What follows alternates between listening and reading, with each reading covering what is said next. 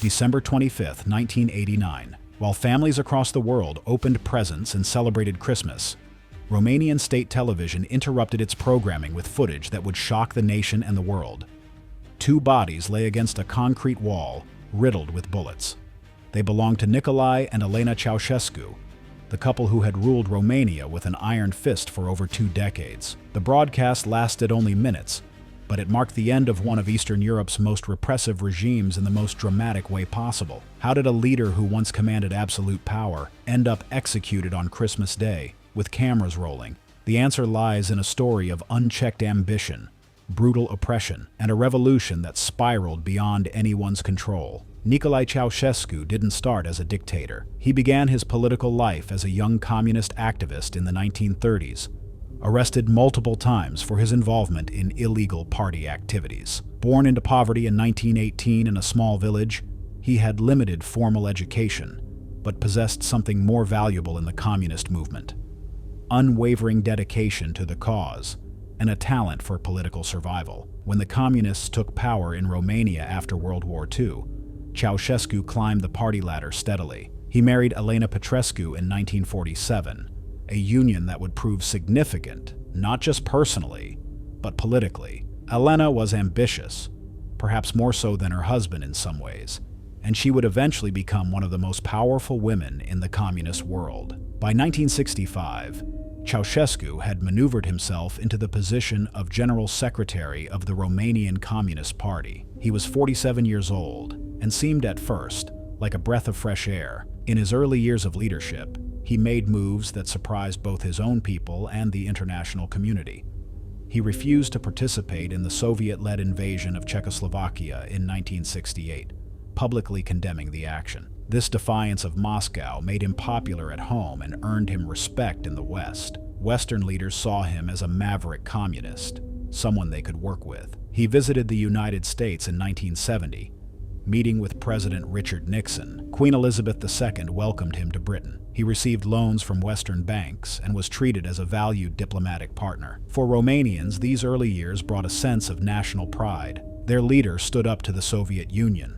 Their country mattered on the world stage. But power was already changing Ceausescu. In 1971, he visited North Korea and China, and what he saw there fascinated him. The cult of personality surrounding Kim Il-sung, the total control over every aspect of society, the grand displays of loyalty became his model. When he returned to Romania, he began implementing what he'd learned. The propaganda machine intensified.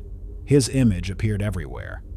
Children learned to praise him in schools. The party tightened its grip on every institution. Yet this transformation happened gradually enough that many people didn't recognize the danger until it was too late. The question that would haunt Romania for decades was already forming. How does a society allow one man to accumulate so much power? The Ceausescu regime didn't just control through fear alone. It built an entire system designed to touch every Romanian's life, from birth to death. At the center of this system was the Securitate, the secret police force that would become one of the most feared organizations in Eastern Europe.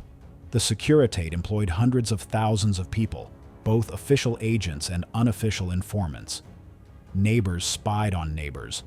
Colleagues reported colleagues. Even family members sometimes informed on each other, either through coercion or belief in the system. The Securitate didn't just monitor for political dissent. They tracked everything: who attended church, who listened to foreign radio broadcasts, who made jokes about the leadership, who seemed too friendly with foreigners. Files accumulated on millions of Romanians. The Securitate perfected techniques of psychological pressure. They would call people in for questioning without charges, just to intimidate them. They might follow someone openly, making sure the target knew they were being watched. They could make life difficult in countless subtle ways, blocking job promotions, denying children places at universities, making travel impossible. The message was clear. The state saw everything, knew everything, and could reach anyone. But Elena Ceausescu represented a different kind of control. She insisted on being called a brilliant scientist, despite having minimal real education. She demanded an academic career be fabricated for her, complete with a doctorate she didn't earn, and positions at research institutes where she never worked. The regime published scientific papers under her name that she didn't write. She received honorary degrees from universities that knew better than to refuse. This wasn't just vanity. Elena wanted real power, and she got it. By the late 1970s, she held key positions in the government and party. She sat on the political executive committee, effectively making her the second most powerful person in Romania. Ministers had to answer to her. Scientists had to acknowledge her supposed genius. She developed a reputation for being even harsher than her husband, quicker to anger, more vindictive in her grudges. The Ceausescu family extended their reach beyond just Nicolae and Elena. Their son Nicu was appointed to important party positions, despite his youth and obvious unsuitability. Other relatives received cushy government jobs. The regime was becoming a family enterprise, with the couple at the center treating Romania as their personal property. Palaces were built for them. They lived in luxury while imposing austerity on everyone else. In the 1980s, Ceausescu made a decision that would devastate ordinary Romanians. He decided to pay off the country's foreign debt, all of it, immediately. While this goal might have seemed patriotic, the method was catastrophic. He ordered massive exports of food, fuel, and goods, draining the domestic market. Stores sat empty. Rationing became severe. Families struggled to heat their homes in winter. Food shortages became chronic. People waited in long lines for basic necessities that might not be available when they reached the front. Meanwhile, Ceausescu launched grandiose construction projects. The Palace of the Parliament, his signature building project, consumed enormous resources. Entire neighborhoods of Bucharest were demolished to make way for his architectural vision. Thousands of families were displaced. The building required marble, crystal chandeliers, and lavish materials imported while ordinary citizens lacked bread. But questioning any of this would bring the Securitate to your door, so the madness continued. Ceausescu's obsession with increasing Romania's population led to some of the regime's cruelest policies. In 1966, he issued Decree 770, which essentially banned most forms of birth control and criminalized terminating pregnancies, except in very limited circumstances. The state wanted more workers, more soldiers, more citizens, and it would force women to provide them. The consequences were devastating. Women who became pregnant had no choice but to carry to term, regardless of their circumstances. The state monitored women of childbearing age, requiring them to undergo regular examinations. Those who didn't become pregnant faced investigation. Doctors who helped women faced prison terms. The Securitate investigated cases of terminated pregnancies as potential crimes against the state. Thousands of children ended up in state orphanages when their parents couldn't care for them. These institutions became places of horror. Understaffed, underfunded, and overcrowded, they couldn't provide proper care. Children suffered from neglect, malnutrition, and lack of medical attention. Many developed severe physical and psychological problems. The outside world would only discover the full extent of this tragedy after the regime fell. Ceausescu also attempted to reshape Romanian culture and identity according to his vision. He promoted a cult of Dacian ancestors, emphasizing pre-Roman history to foster nationalist sentiment he could control. Traditional villages were targeted for destruction under his systematization program, which aimed to demolish thousands of villages and relocate rural populations to urban agro-industrial centers. This wasn't just about modernization. It was about breaking traditional communities and social bonds that might resist state control. The regime attacked religious institutions systematically. Churches were demolished or closed. Priests faced harassment and arrest. Religious practice became dangerous. People who attended services might lose their jobs or face Securitate scrutiny. The state wanted to be the only authority Romanians recognized, allowing no competition from spiritual or traditional sources of moral guidance. But Ceausescu reserved special persecution for certain groups. The regime particularly targeted ethnic minorities who showed any sign of cultural independence. German and Hungarian communities faced pressure to assimilate or emigrate. Jewish Romanians were quietly allowed to leave, but often only after the regime extracted payment from Israel or other countries willing to facilitate their departure. The government essentially sold exit visas for its own citizens, treating people as commodities. Intellectuals, writers, and artists faced impossible choices. They could serve the regime's propaganda needs, producing works praising the leadership and the socialist system, or they could face professional ruin and possible imprisonment. Many chose internal exile, writing for desk drawers, waiting for a day that might never come when they could share their true thoughts. Others fled the country when opportunities arose, though leaving usually meant abandoning family members who would then face Securitate harassment as punishment. Yet even as these policies crushed Romanian society, the outside world remained largely unaware of the full extent of the suffering. Ceausescu maintained his image as an independent communist leader, someone different from the Soviet satellite states. Western governments, focused on Cold War chess moves, often overlooked what was happening inside Romania. The stage was being set for an explosion that would shock everyone. The year 1989 changed everything in Eastern Europe. Poland held partially free elections in June, and Solidarity won a stunning victory. Hungary opened its border with Austria in September, allowing East Germans to flee west. The Berlin Wall fell in November, an event that seemed impossible just months before. Czechoslovakia's Velvet Revolution happened peacefully. Bulgaria's longtime leader resigned. The communist world was collapsing, but Romania remained silent. Ceausescu watched these developments with growing paranoia, but also conviction that Romania was different. He believed his people remained loyal. He had crushed dissent so thoroughly that organized opposition barely existed. The Securitate was everywhere. He had survived this long by being careful, by eliminating threats before they could grow. He would survive this too. But something was stirring in the city of Timișoara, in western Romania. A Hungarian Reformed pastor named Laszlo Tokes had been speaking out against the regime. He criticized the systematization program and defended his congregation. The authorities ordered his removal, planning to evict him from his home and church in mid-December. When Securitate agents arrived on December 15th, they found something unexpected. Members of Tokes' congregation had gathered to protect him. The crowd grew throughout the day, and not just with church members. Romanians from different backgrounds joined. By evening, hundreds of people filled the streets around the church. The next day, thousands gathered. What started as a defense of one pastor transformed into something larger. People began shouting against the regime itself, calling for freedom, demanding change. The government responded with force. Police moved in with water cannons and tear gas. When that didn't work, troops received orders to fire on the crowds.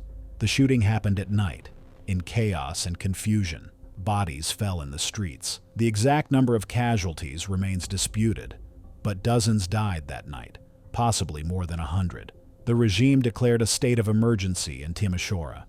Ceausescu made a catastrophic decision. On December 18th, he left for a scheduled state visit to Iran, apparently convinced the situation was under control. He left Elena and other officials in charge, trusting them to handle the crisis. The violence in Timișoara continued. Troops occupied the city. More people died. But the government couldn't contain the information anymore. Despite the regime's control over media, word spread. People whispered about what happened. Some heard reports from foreign radio broadcasts that the regime couldn't completely jam. When Ceausescu returned on December 20th, he decided on a show of force.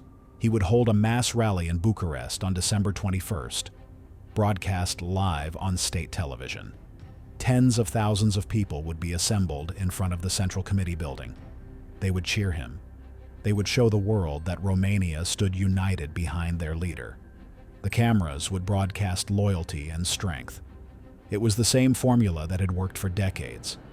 He didn't understand that everything had already changed. The morning of December 21st began like any other staged rally.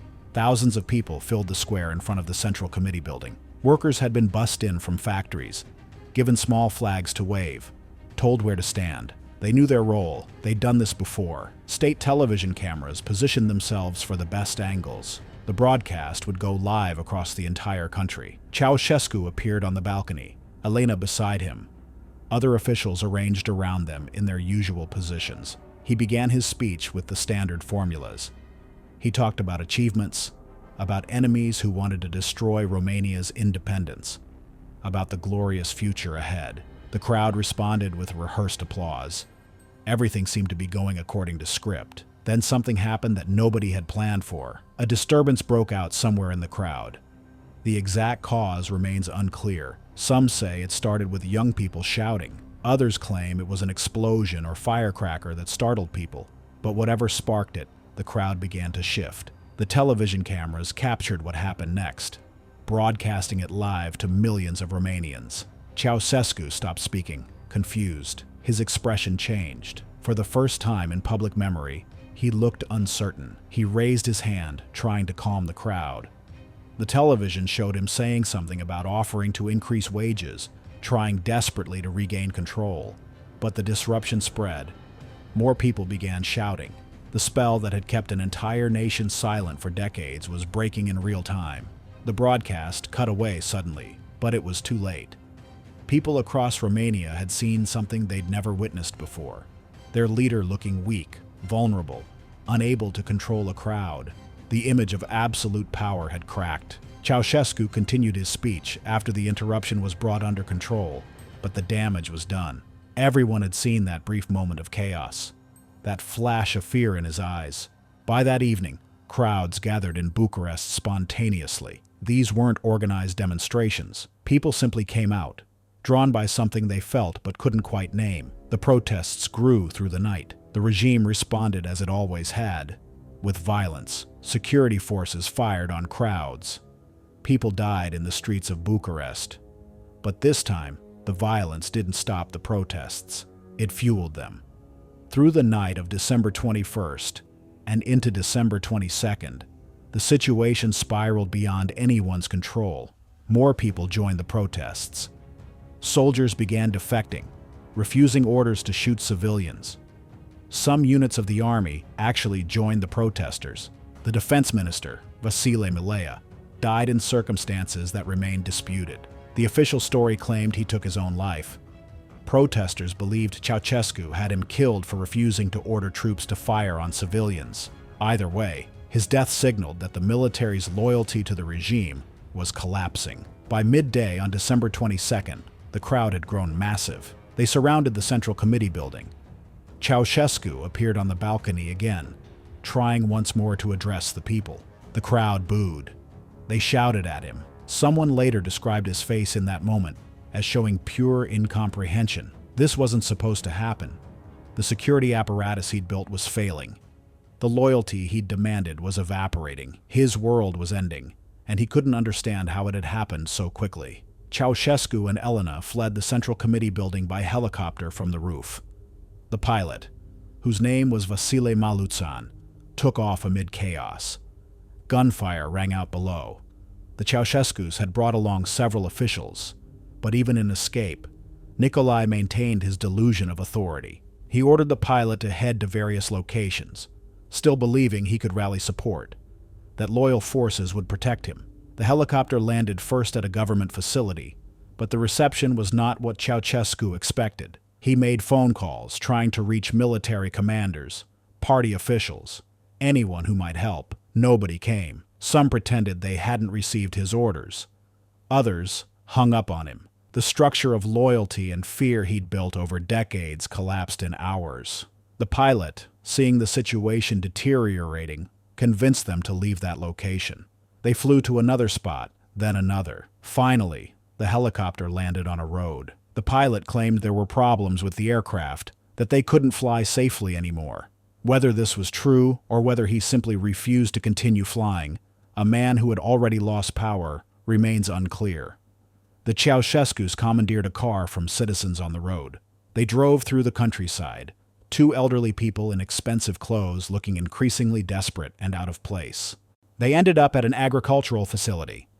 Nicolae apparently still believed he could organize resistance from there, but the workers recognized him.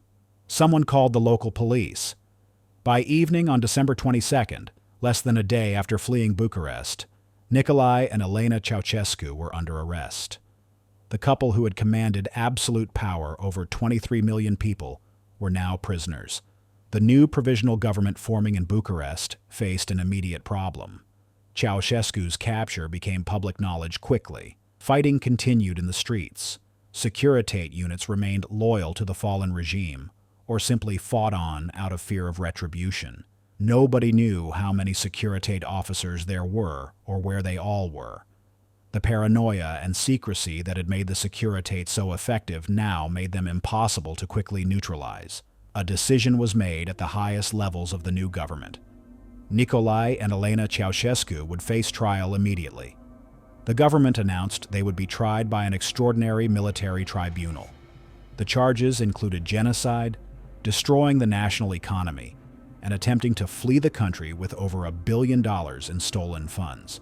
The trial was scheduled for December 25th, Christmas Day. The speed of this process left no doubt about the intended outcome.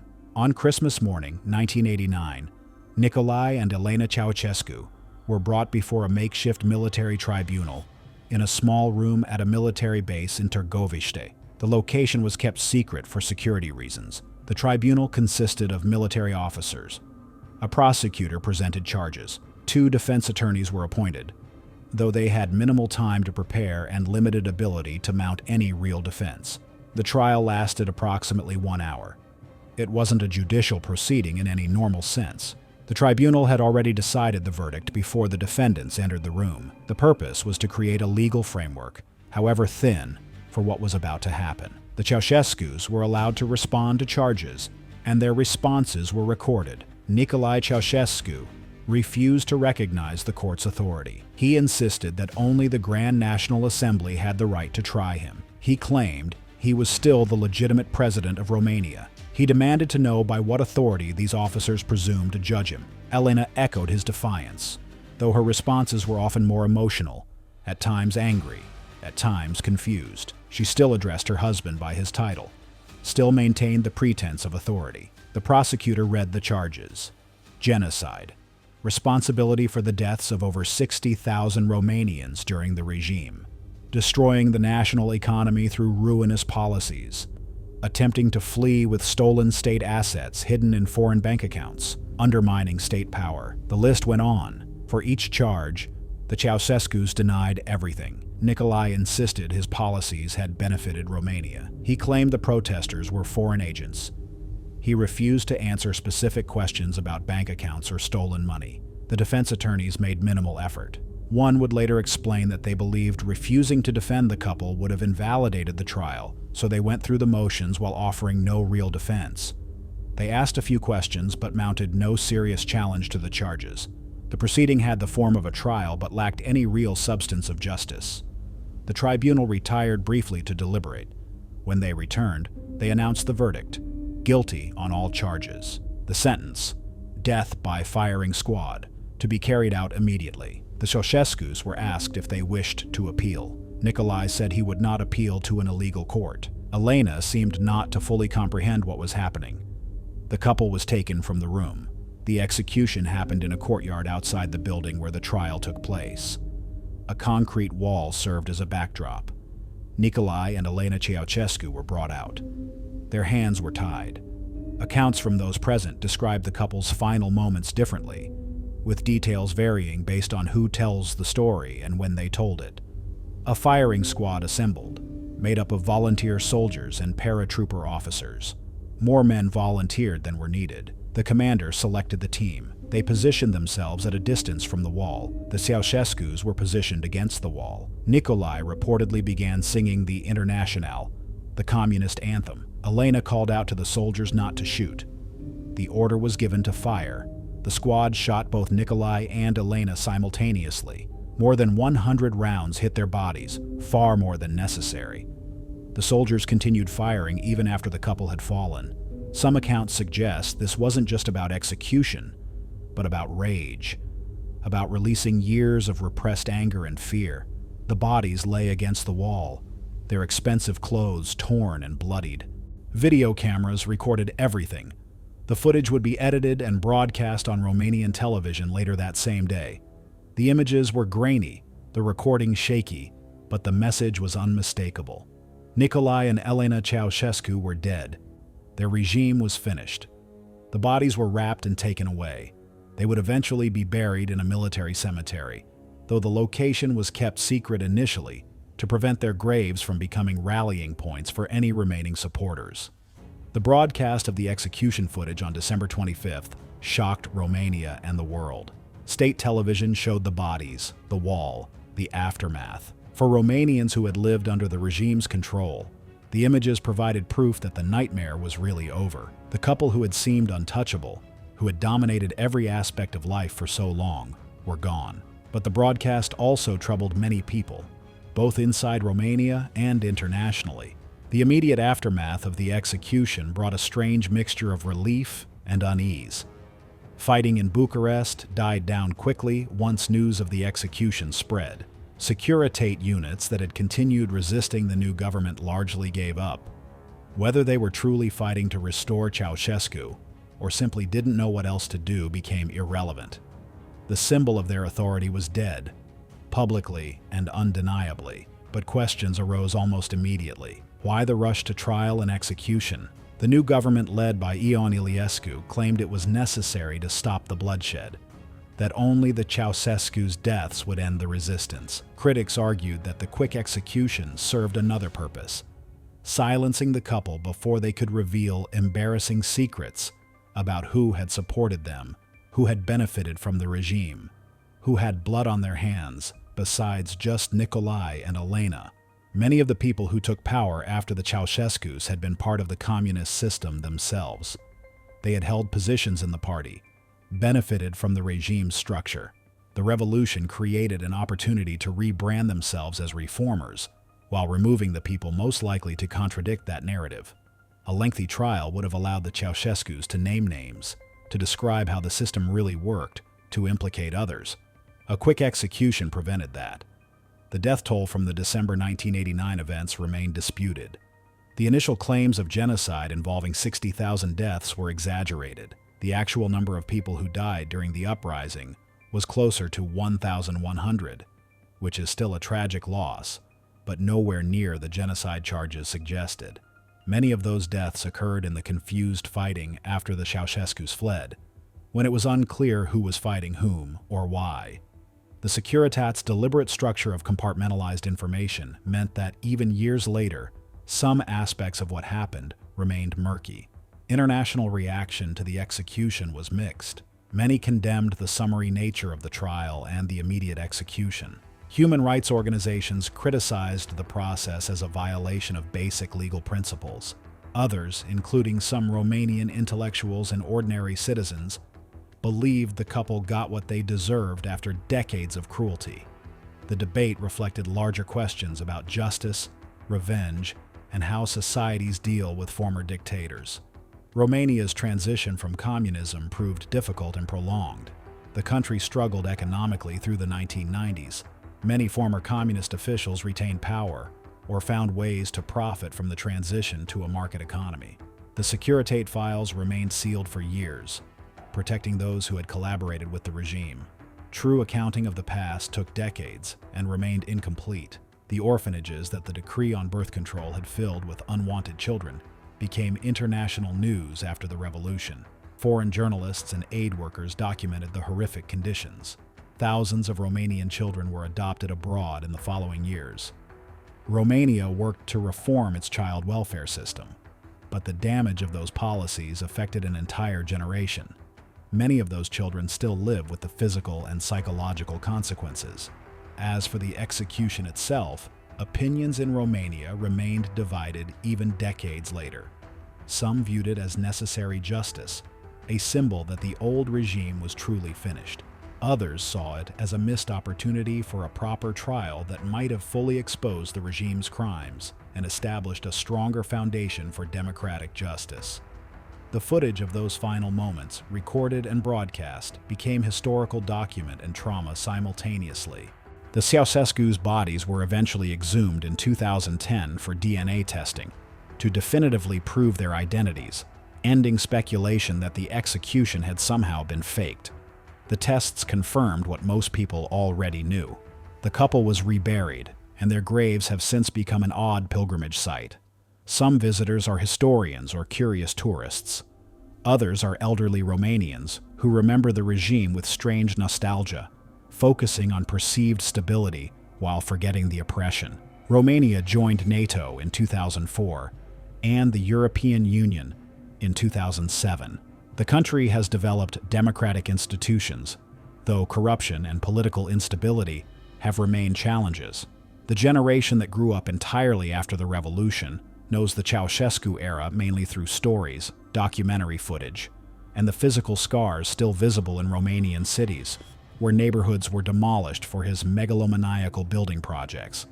The Palace of the Parliament, Ceausescu's massive monument to himself, stands as the second largest administrative building in the world, after the Pentagon. It houses Romania's parliament and various government offices, but much of it remains empty. The building is both impressive and oppressive, a reminder of what was sacrificed to construct it and what it represented. The execution of Nicolae and Elena Ceausescu on Christmas Day, 1989, remains one of the most dramatic moments of the entire collapse of communism in Eastern Europe.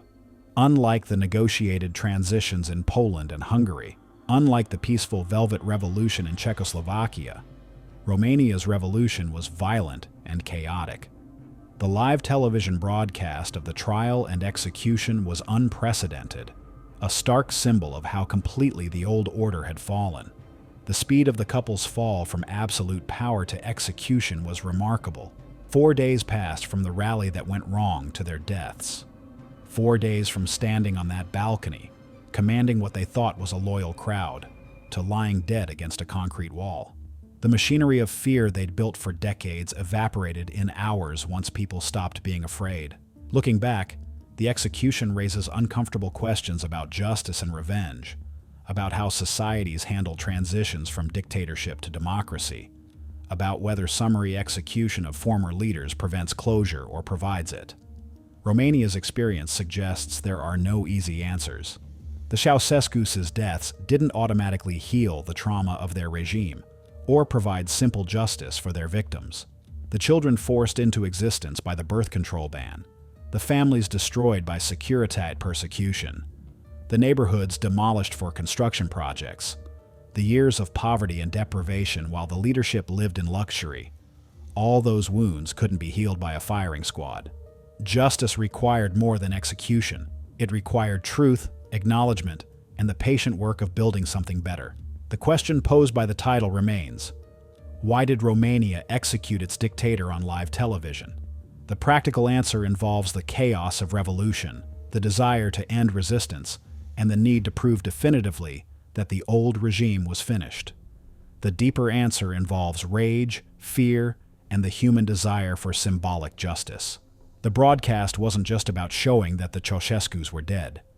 It was about showing that ordinary Romanians could see it, could know for certain that the people who had controlled their lives so completely were gone forever. Whether that execution was right or wrong, justified or criminal, depends largely on who you ask and when you ask them. History doesn't offer simple moral conclusions. It offers complicated stories about people, power, and what happens when systems of control finally break. The story of December 1989 in Romania is ultimately about how a society broke free, messily and violently, from a regime that seemed permanent until the moment it wasn't. If you enjoyed this video, please like and subscribe to our channel so you never miss out on more history documentaries.